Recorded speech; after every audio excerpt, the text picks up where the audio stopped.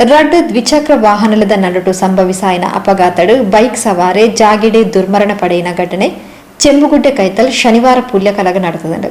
ಸಂತೋಷ್ ನಗರ ನಿವಾಸಿ 31 ವರ್ಷ ಪ್ರಾಯದ ಸಂದೇಶ್ ಪೂಜಾರಿ ಕನೀರ್ತೋಟ ಜಾತ್ರೆಗೆ ಪೋದು ಪಲ್ಸರ್ ಬೈಕಡು ಇಲ್ಲಗ ವಾಪಸ್ ಆವಂದಿತ್ತಿನ ಪೊರ್ತು ಕೆರಬೈಲ್ದ ಕೊರಗಜ್ಜನ ಕಟ್ಟದ ಕೈತಲ್ ಕುಡ್ಲಗ ಪೋಂದಿತ್ತಿನ ಆಕ್ಟಿವ್ ಎದುರು ಡಿಕ್ಕಿ ಹಾಕದಂಡು. ಡಿಕ್ಕಿ ಹಾಕಿನ ಬಿರ್ಸುಗು ಸಂದೇಶ್ ತಾದಿಗು ಬೂರ್ದು ತಾರೀಕು ದಿಂಜ ಪೆಟ್ಟಾಯಿನರ್ದ ಹತ್ರ ಜಾಗಿಡೆ ಮರಣ ಪಡೆತೇರು.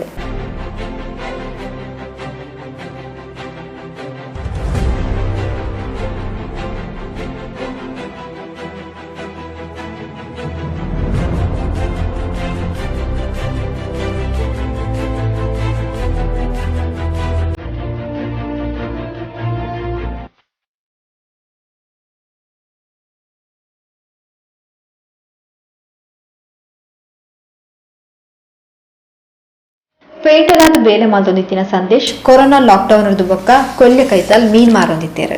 ಆಕ್ಟಿವ ಸವಾರಾಗ್ಲ ಪೆಟ್ಟಾದ ತಾದಿಗೆ ಬೂರ್ದಿತ್ತೆ ಪಂಡದ ತಿಳಿದು ಬೈತಂಡು. ಕುಡ್ಲ ನಾಗೂರಿ ಸಂಚಾರಿ ಠಾಣೆಡು ಪ್ರಕರಣ ದಾಖಲಾತಂಡು.